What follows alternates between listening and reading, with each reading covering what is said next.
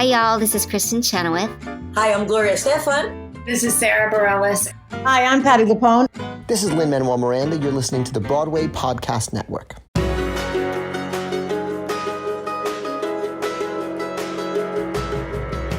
Hey everyone, welcome to the Theater Podcast. I'm your host, Alan Seals, and our guest today is J. Harrison Ghee, who just recently came out of Mrs. Doubtfire on Broadway.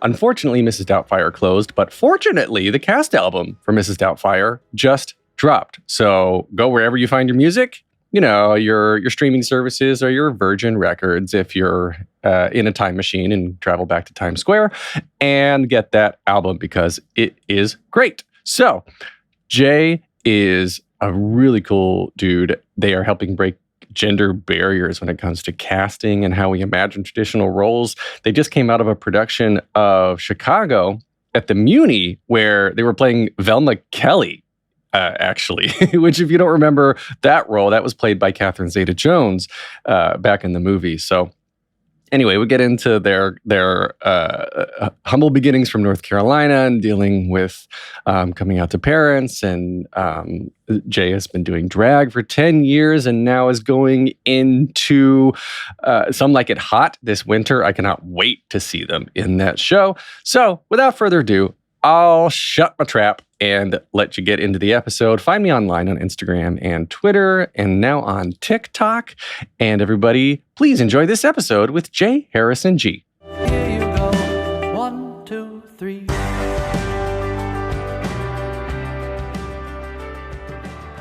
Today's guest is a fellow North Carolina native who has performed all over the world. In 2017, they made their Broadway debut as Lola in Kinky Boots after having traveled the world on the international tour in the same role. You can see them on an HBO episode of High Maintenance and recurring on the Netflix series Raising Dion. They most recently were seen on Broadway alongside Rob McClure and Brad Oscar, two of my favorite people in Mrs. Doubtfire the musical, which just dropped their cast album. Go stream it right now.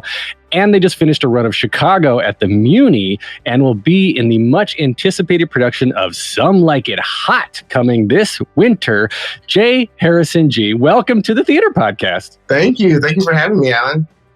You're welcome. And I want to actually dive straight into something that probably is going to get a little personal, because we were just talking before we were recording about pronouns, because as we're seeing each other in the recording, this virtual recording medium, we get to put in our pronouns. And then the bio that I was pulling off of the internet and everything says he, but you put they, them in for your pronouns here in the system. And I just want to touch on that because what you were saying about it off air was just beautiful. So now like you're at this moment where you're like embracing. Is this a whole new side of you, or are you just kind of getting over a fear of anything, or what is it? It's not necessarily a new side. Like on my Instagram, my pronouns are he, they. And even that confuses people sometimes. They're like, how are you non-binary, but still like identifying with the he side and like just be a... And that's one thing I feel like we as a culture and a world need to embrace more, is the understanding that everybody's experience is uniquely their own thing. It doesn't have to make sense to other people. And so we're conditioned to see things a certain way. It's funny, like the minute I put makeup on, people automatically will give me feminine pronouns. And it's like, why can't I just be a human being and enjoy a cosmetic and a skirt? It doesn't have to be that. And so I, in sitting here deciding, putting in my name and pronouns, it's just like, no, I'm very much a they, them. I've always felt that way of like, I watch people process me all the time. Even long before I was bold enough to make the fashion choices and the presentation I make of myself as a human, people have always kind of double took at me. And I get the power I hold in my fluidity and how I present. And so it's like, no, that makes all the sense to be a they, them. But also all things with respect. I do have my feminine side. I do have my more masculine side. And like, I'm not precious about my pronouns in that way of like, only call me they, them, or only he, you know? I think there's a lot of room to educate people and a lot of room to expand on, I guess, Well, I was going to say expand on the definition of what pronouns mean to people, right? Because in the before times, right? We'll say like before the last decade, when all of a sudden, the kids of yesterday became the teens of today.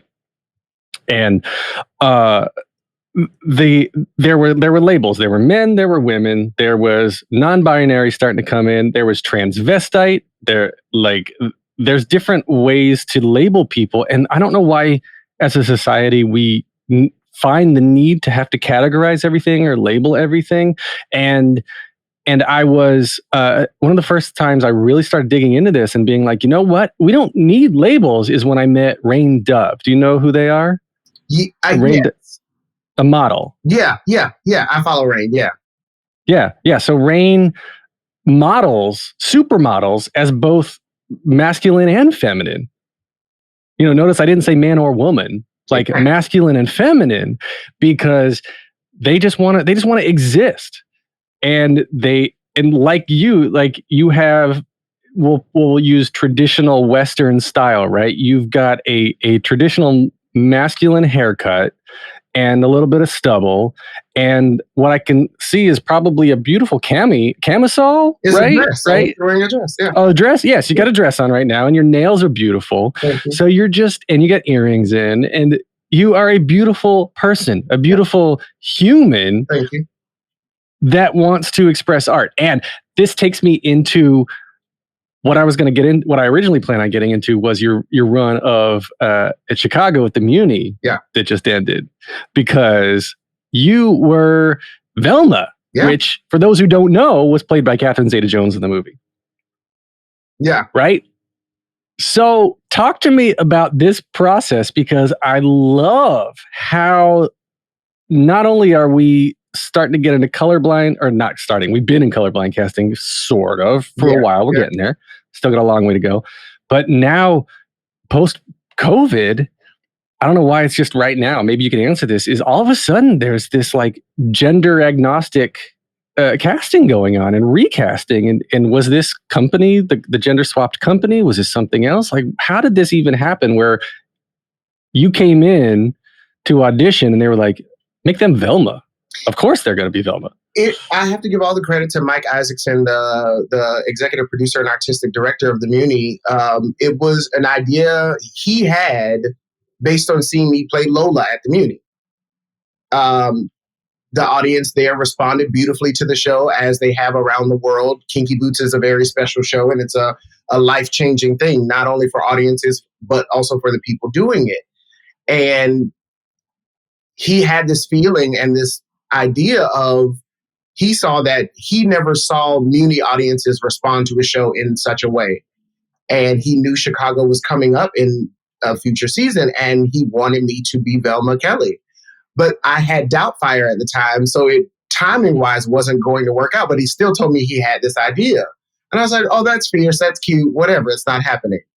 Then we hit the pandemic, and I want to say, May of last year, I was on a vacation in Vegas, and he texted me and was like, hey, that idea I had, are you still interested? I was like, sure. And timing wise, it just worked out. And it was something he was very adamant about seeing the possibility of something new, and especially in St. Louis at the Muny. He was very intentional about wanting to shake things up. And that's what I love about him and the work he's doing there across the board. Just thinking outside of the box and really pushing the boundaries of, if we are artists, if we are creative beings, why can we not just trust that a human being is capable of playing a role? And it's something I am, again, breaking myself up every day of these ways I have been conditioned to see life and experience it and even communicate that thing. I'm very intentional about, when working with people, of like, these are my favorite humans to work with. I don't necessarily need to gender the people I love and that's not why I love them. I love them for the human being they are. People like Rob McClure and Brad Oscar, who I adore. And that special time we spent together doing Doubtfire, those humans, I truly say it all the time, are my favorite humans. I love them. So yeah, it's just, and that's how Velma came along. And then being able to be that representation for so many different people, and getting to experience that around the city and after the show at the stage door, it meant like the world. Well, that was my next question was what kind of feedback? What did you hear after the productions? Because St. Louis is not a place I would think of being like, oh, this is the most progressive city in the world. But, I've also heard stories similarly of my colleagues who were in the prom, both on Broadway and on the tour, of like people who come to it because they don't know it's about two teenage lesbians trying to just have a relationship. And they're like, well, if I knew what it was, I wouldn't have come. But now that I came, oh my God, I want to be, I'm going to be an ally all over. Right. Like, do you hear these stories of people like, now that I've seen it, now that I've experienced it, duh, of course it makes sense, or I don't need to care about it, or it's not a big deal. Like, what was your experience with all of that? I mean, funny enough, I never got those experiences of people like, oh, if I knew, because of course, then again at the Muny, the closest people are 10 yards away. They're probably just like, that's a suspiciously large woman on stage.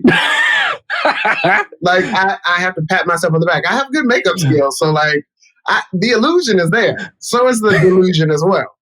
But it goes to show, again, the possibility of a human being playing a role. And watching those people experience it, there, of course, were the faces of like, what's happening here? But by the end of the show, they're with us because we are telling the story and we're being intentional about it. And then also having moments like one of my favorite things is to be able to be working on my birthday. And so my birthday happened while we were doing the run. And we had a pool party that day. And as I was entering the pool area, one of the attendants was this Black gay guy who approached me and was like, hey, are you the person playing Velma Kelly? And I was like, yeah. And he's like, I haven't seen the show, but I've seen all the promotional things about it. And he was like, being a gay Black man here, born and raised in St. Louis, and seeing you do this is everything. He's like, I've always connected to more of the feminine songs and like people like Velma. And he was like, this gives me so much hope that like anything is possible. And he's like, he started questioning me. He's like, how do you feel? This is iconic. Like, how do you, like, what does this mean to you? Just his joy and his connection to the idea of it happening was so meaningful to me and so affirming in that moment. And so to have those moments like that were, it reminded me why I do what I do, to be able to make a difference and to be that representation, in the world. We're going to take a short break. Stay tuned for more of the episode.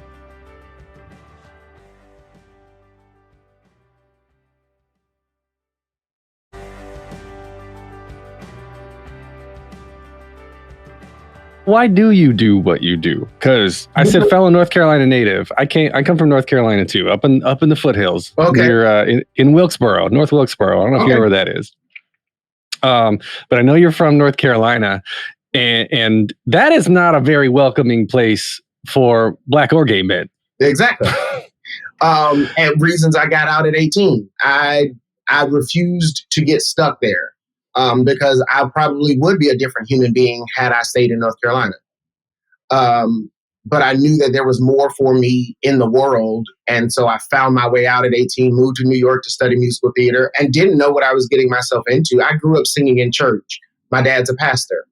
So again, it was like I had been conditioned a certain way and learned so much growing up. But I was like, there's more in me. And my mother also raised me to understand that my gifts and my talents weren't about me, that my life experience was in service of someone else, to be able to help someone else, whether it made sense to other people or not. And so I just knew that there was more for me beyond the borders of North Carolina and specifically Fayetteville. So I was like, it's beyond me.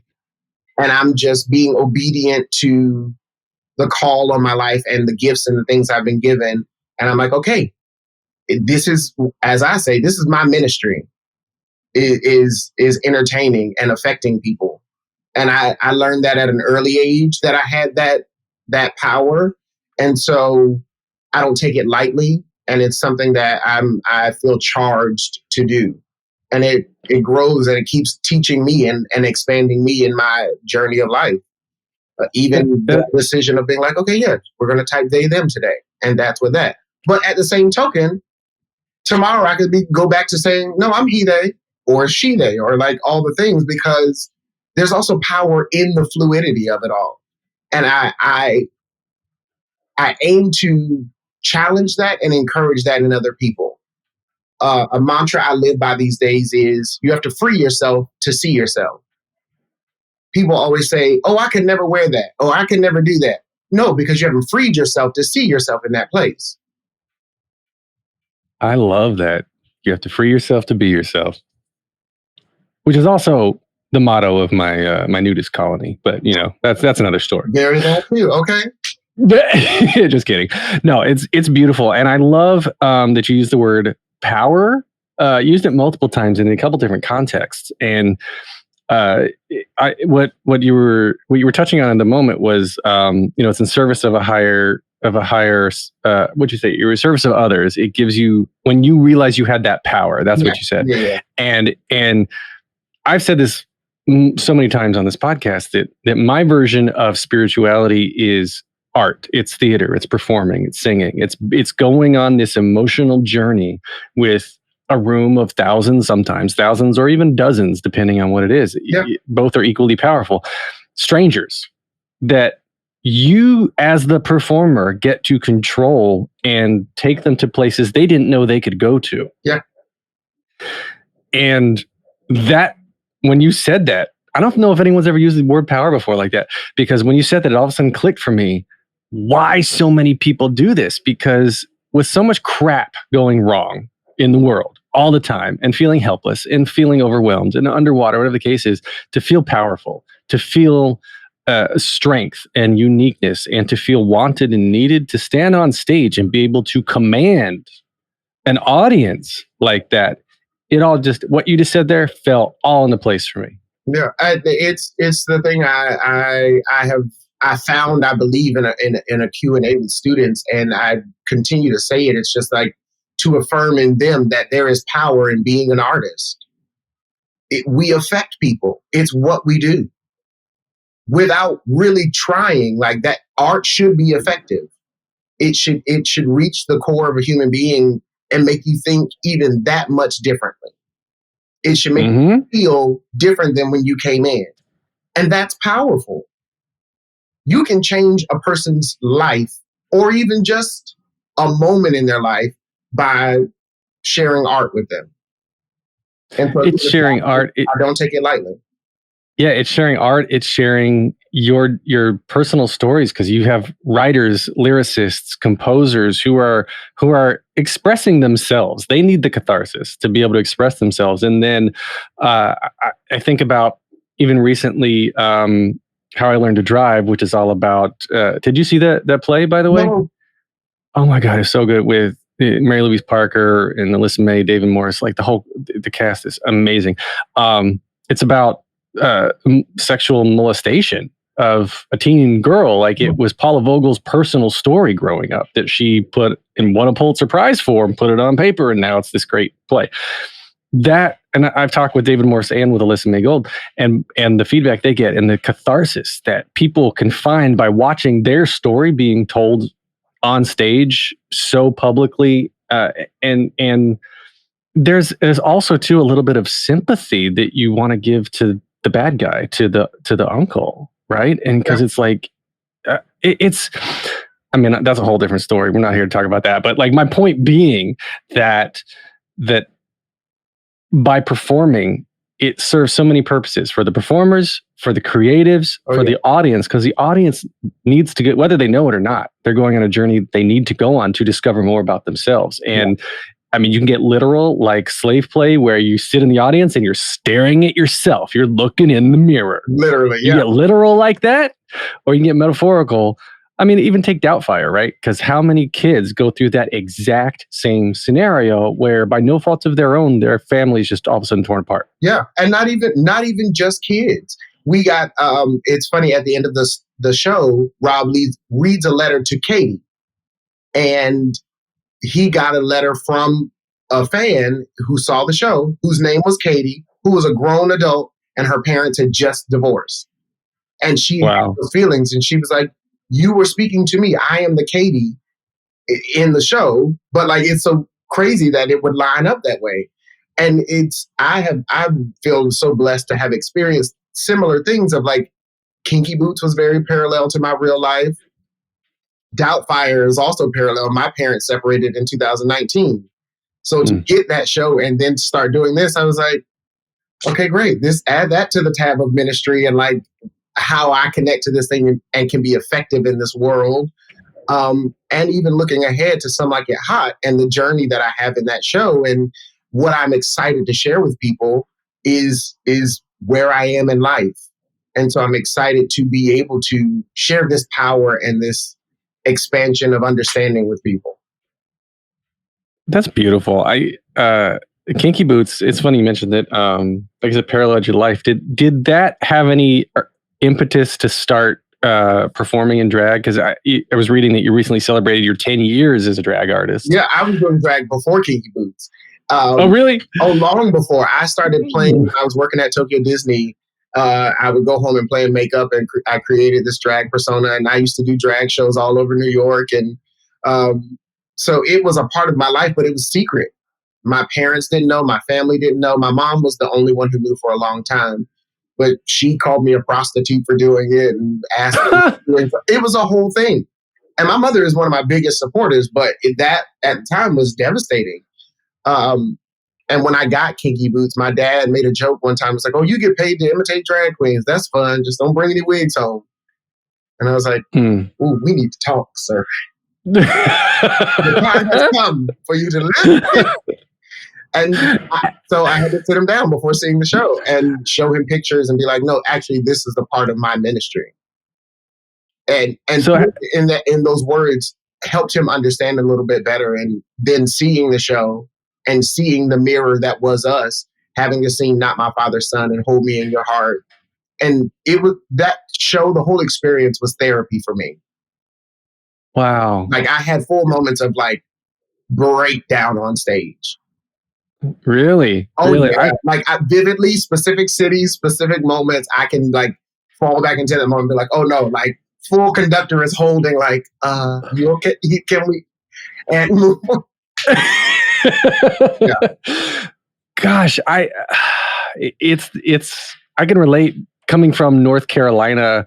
I cannot relate to, I am a white, straight, cis male. There are so many things I cannot relate to. What I was saying I can't relate to was just being in the environment of North Carolina, because I don't know. I experienced my own form of bigotry as well that I'm not even going to try to compare to anything else because it's completely different. But I imagine, like, when you're around people, I'm talking about your parents, when you're around your peers, your church, your whole support system believes a certain way, and then all of a sudden someone so close to you that you love, your own flesh and blood, your kids, right, all of a sudden do something that originally you thought was completely wrong and immoral because you had nothing else to tell you otherwise, and you just went with it.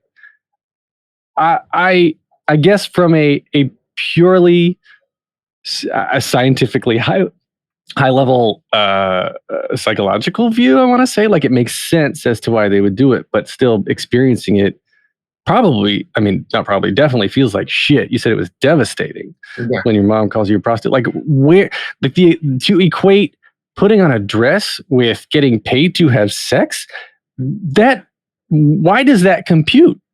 Right? That doesn't make sense. She was asking me, and it was so funny because she like fully typed up a letter and sent it in the mail. Not an email, not a text, not a call. Like, typed it up, like sat down and like put a stamp on it and sent it to me. And it was like, "What are you doing for this money? Like, are you like what?" And I'm like, "Mom, I'm entertaining people." And also, that began my understanding of drag, not just drag, but like how entertaining is my ministry. I was like, the therapeutic moments I would have with people who would come to my drag shows, who would break down to me and be like, "I needed this tonight." because this is going on in my life and blah, blah, blah. And like having full like therapy sessions with people while I'm in full drag, like, what? And trying to fight it, but it always happening and being like, oh no, this is effective. This is my ministry. This is where I am useful in the world. This is how I am effective and how I can reach souls in drag. Things I never imagined were going to be my ministry. People have been saying I was a little minister since I was a kid. And I'm like, okay, yeah, whatever. But I didn't know it would be in this way, on these kinds of stages, literally. Right. Oh, that's brilliant. I love the I mean, you kept saying ministry. I was going to bring that up, but no, you confirmed it. Yeah, it's like it's your form of preaching. It's your form of teaching. It's your form of connection, right? Because ministry at the end of the day is trying to lead people down a forward path of progress. Yeah. And that's what you've been doing. And I mean, therapy, God, everyone needs therapy. Yeah, right. And I guess there are so many walls and guardrails and masks that we go through when we're around certain groups of people in certain situations, at your job, at your school, at that restaurant, on that street, at this time of day, in this particular country, at this particular time, right? There's all these different switches you got to flip to try to survive. And this is unconscious lizard brain evolution tactics, right? Like this is just, you want to blend in because that way you survive. And the drag shows, the performing, the being on stage, it gives people freedom. I'm equating this, I'm trying in a very piss poor way of trying to equate this to your ministry, the way you're talking about ministry, because it gives people that freedom to all of a sudden say, I don't need to be myself anymore. I'm going to be someone I like better. Yeah, again, free yourself to see yourself beyond the limitations you've been taught, beyond the limitations you've placed on yourself. I've never loved a label or a limit since I was a kid. And it's the understanding and the awareness that we put labels on people for someone else's compartmentalization of us or a thing to make sense of for someone else. But even in that, you still have to explain like, oh, my non-binary existence is this thing for me, but that doesn't equate it to the same thing for so-and-so over there. Or one person's trans experience is not somebody else's trans experience. Mm-hmm. And so even when labeling somebody as trans, for some people, that's like, great, put them all over there in that box together. But you're like, no. Those are individual experiences that you have to honor each and every one of them. There's transvestite, there's transsexual, there is, I actually had explained this to my dad, who was an open-minded, very smart man once, that gender identity does not equal gender preference. So you're like, you could put on a dress and still love men, and then you wear traditional male clothes and still love men. Putting on a dress doesn't mean you all of a sudden switch your sexual preference if you even had a specific binary preference in the first place. Exactly. Right? No, but it is very that, yeah, because I in explaining to my father what drag was for me, he was like, wait, so this means, I was like, I do this as a part of my job. This is an extension of me as an artist. I do not want to become a woman. That is not my goal, and that is a journey for some people. That is their doorway to becoming trans or whatever their situation is. And for me, it was like, no, this is just an extension of who I am. It was also an excuse for me to play in cosmetics. And now I'm like, I also don't need drag to do that. As RuPaul says, we're all born naked. The rest is drag. Oh, I love that. I love that a lot. Take your drag every day. Like, I am a, like I said, cis, white, straight, white dude. I said white 3-4 times now. And I have always loved when my female friends have been like, let me put makeup on you. Let's have some fun. And I was like, oh, okay, fine, whatever. And I'm like, oh, I look good in makeup. I have way too much stubble, but I can see why the appeal of putting on makeup. Or I went, if my kids for whatever reason want to paint my nails, I'm like, okay, I'll just I'll let it go. It is freeing. It is fun to watch people, no matter what their orientation is. I love watching people get put in makeup, because give them 5 to 10 minutes and you will see this freedom come out in them that they're like, yes, I don't know where this came from. And you're like, because you just freed yourself. beyond the limit that you have been told you could only fit over here in this box. But it's like, no, put on a little concealer or whatever the thing is that like brings you joy. That's interesting. Now, I've always had bad skin, so now I think I just want to start. I'll start doing some concealer. Why not? Why not? Right? When I was on stage, you do it all the time anyway. You put in your foundation, and your guide liner, and all your other things that you need to do. That's also all sorts of fun. We're going to take a short break. Stay tuned for more of the episode.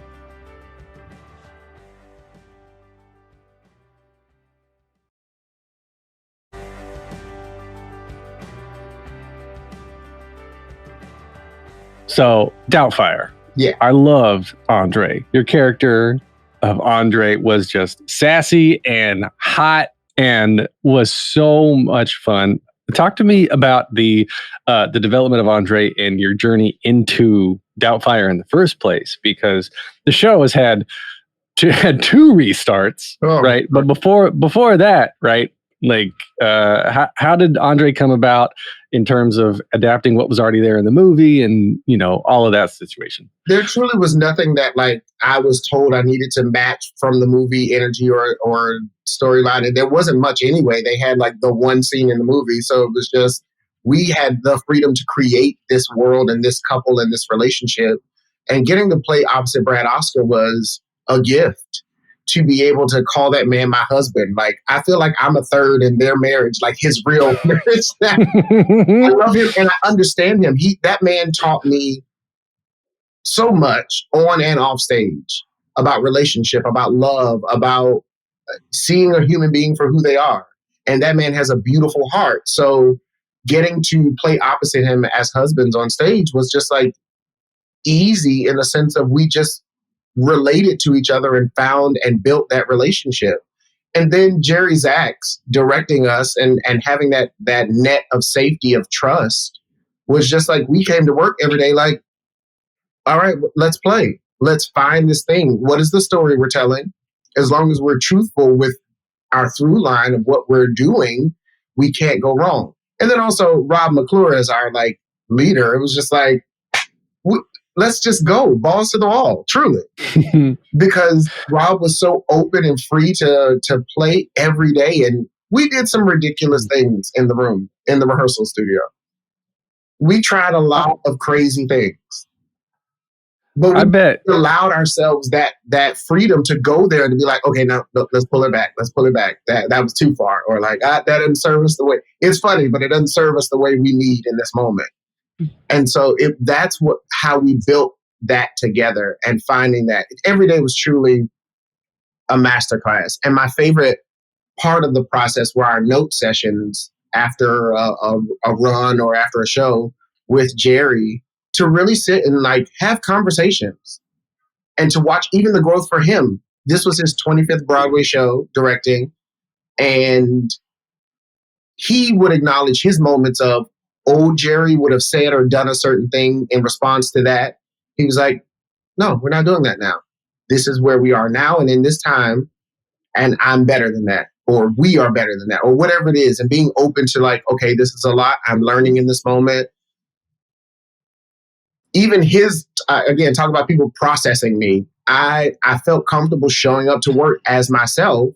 So the things I wore, maxi dresses or jumpsuits or whatever, and Jerry being like, I could never, but you look amazing. Like, that's like wonderful. And having that safe space to really be true to who we are as individuals and bring that into the work really helped us cultivate and create that world and that story. That's another reason I strongly feel that people, outcasts and misfits, to use some colloquial terms, right, are attracted to performing, to the arts, to theater, because you've got people who, whether it's kink, sexual or otherwise, or like they want to experiment with makeup or dresses or whatever the case is. When you have a place where you're literally getting paid to dress up as animals, or you're acting like a building, or like you're going off the wall in ways that you could never do in corporate life, in normal America, normal any country for that matter, right?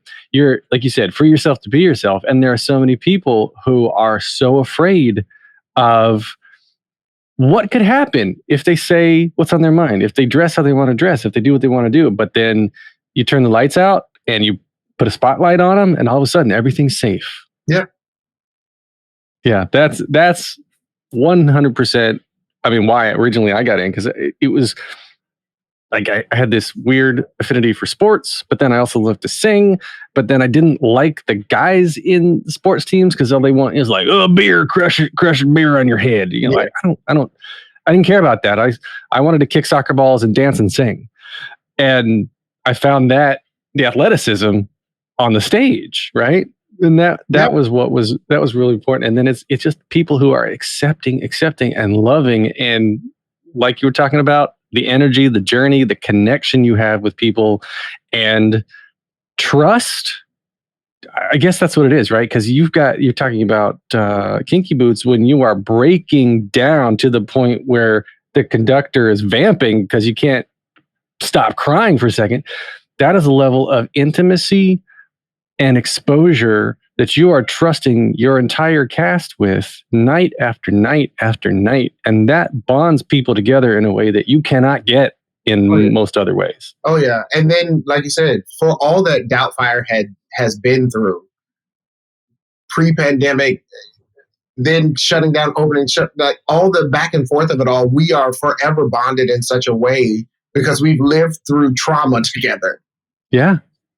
And we really have that through line that we're like, these humans understand me in a way for so many reasons. And even when we came back in the fall of last year, and how we got back to work, not just jumping back into the world and being like, okay, we're just going to do what we did before. And we came back, and I thank Kevin McCullum, our producer, for how we got back to work. The first couple of days of work were just equity, diversity, and inclusion training and honoring what we had experienced. Our first thing we did was sit down with therapists on a Zoom screen of being like, okay, we have lost a cast member. Somebody died during the pandemic. Mm-hmm. We have sat through 18 months of not doing this thing, and like you've sat in your feelings. Let's put things out on the floor and let's talk. Let's address you all as human beings, before artists, before dancers, sing, whatever. Let's just talk about what you have experienced and make sure that you are seen and understood for what you've gone through. Before jumping back to reading a script, singing a note, let's do that. As you were saying that, this is the protections, the habits that we've formed over time to protect ourselves, right? I felt a swell of emotion coming up, and I immediately squashed it. I squashed it down because I needed to continue this interview in normal composed fashion.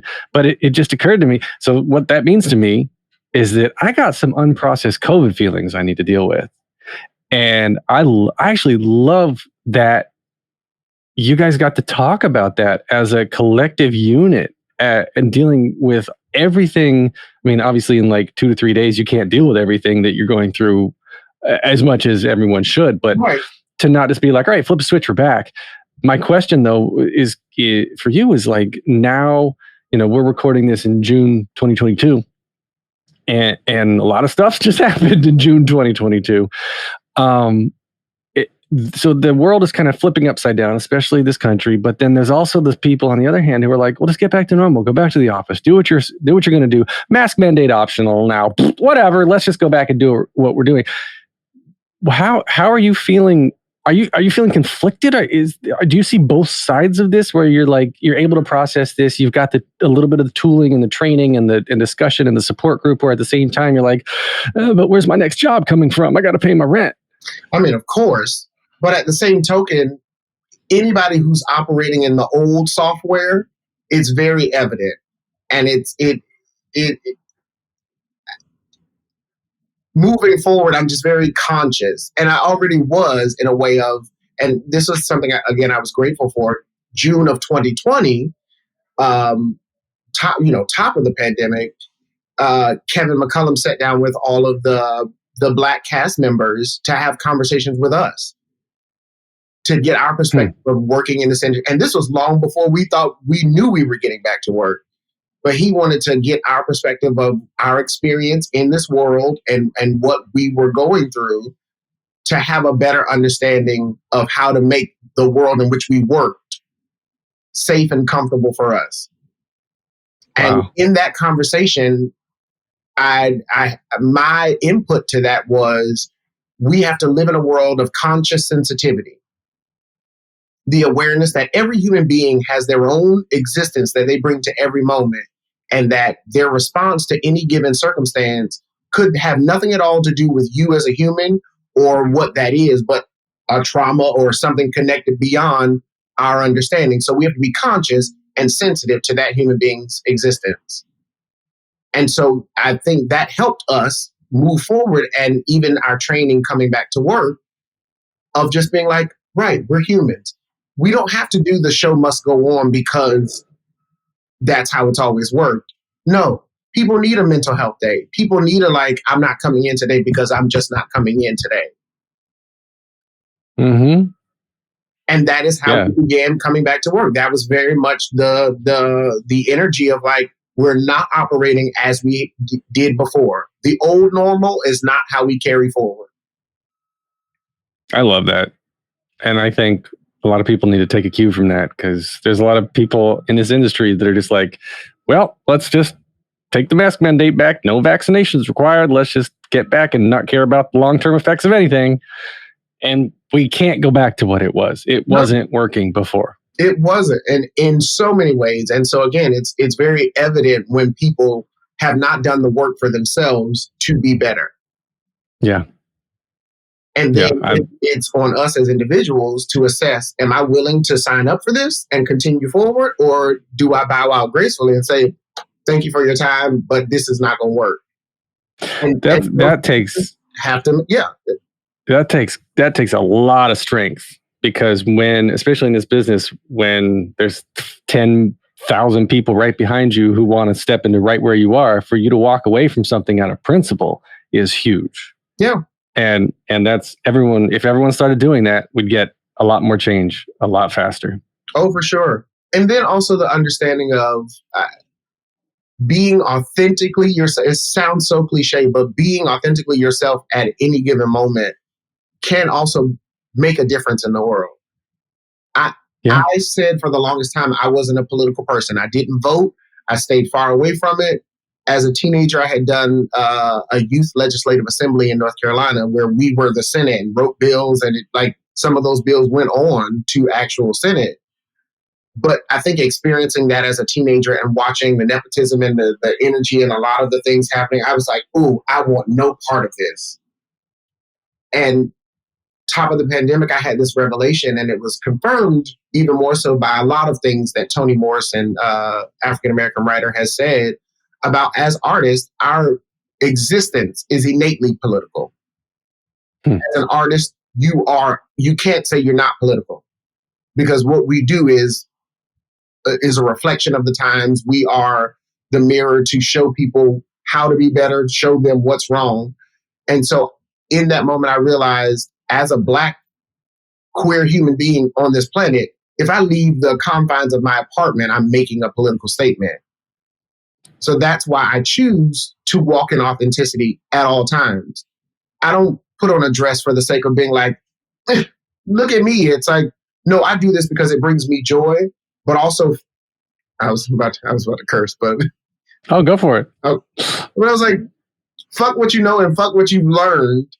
This 6'4" Black human being can be beyond what you think it can be, and so can you. And so that's why it's like I choose, to walk in the fullness of who I am at all times, to hopefully encourage that in somebody else. Well, obviously, it's working. If you got, the one person who did come up to you, there's probably dozens more who didn't have the courage but still felt something. I mean, that's what I'm always trying to tell myself and others, right? For the one person who does have the courage to come up and say something, they're representing so many people who feel something, but again, they're afraid to say something positive. It's kind of crappy. It's kind of crappy that the people that you hear from more often are the ones who are jerks who want to try to bring you down. Yeah. It stinks. And that's It all stinks. I aim for in this world. Is like, if I reach one person, my job is done. Yep. And it's like one person, then the next person, then the next person. And then eventually you got an army of love that's alongside with you. Oh, for sure. So 3 questions I ask everybody to wrap up every episode. The first one, just very simply, is what motivates you? Love. I literally, one of my taglines I say at the end of all my lives on Instagram is do everything in life with intention and purpose, but most importantly with love. Leading with love is what drives me in all that I am and all that I do. All right. Next question then. What advice would you give to your younger self and younger people listening now, starting out down a similar path? You can do everything you put your mind to. You just have to find a place to start. Oh, beautiful. Because what I've learned is successful people have their hands in everything. And so don't limit yourself to being one thing. Be multi-hyphenate. Like, you can do all the things. The hyphens will come, but just find a place to start. Like, I have so many ideas and things in my mind that I've always wanted to be and do. And I just found a place to start with entertaining and being an artist. And, I'm just grinning from ear to ear. That's beautiful. All right. So last question. If you can only see one show for the rest of your life, but you can see it as many times as you want, what would you see? The Wiz. I was going to be like, oh, that's so hard. But like that show, and I would love to see like a live production of it. I've never seen like a staged version of it. I've been in one. That was, I think, what started me actually deciding to be in theater. In 10th grade, we did a production of The Wiz, and I was the Tin Man. And it's always been like my favorite movie musical. I love it. So if I could watch that for the rest of my life, yeah. I love it. All right, where can we find you on social media? Everywhere at J Harrison G. G-H-E-E. G-H-E-E. Yeah. G-E-G. Yeah, pronounced G. That's right. Yeah. You can get more of me at thetheaterpodcast.com. I'm on Instagram, Twitter at theater_podcast. Where else am I? On TikTok. I just started on TikTok. I don't know what I'm doing. That's fun. At The Theater Podcast. This has been edited by Well Random Hoodlum Productions. Jukebox The Ghost gave us our intro and outro music. Jay, thank you so much for this conversation. I really had a good time. Such a pleasure. Thank you for having me.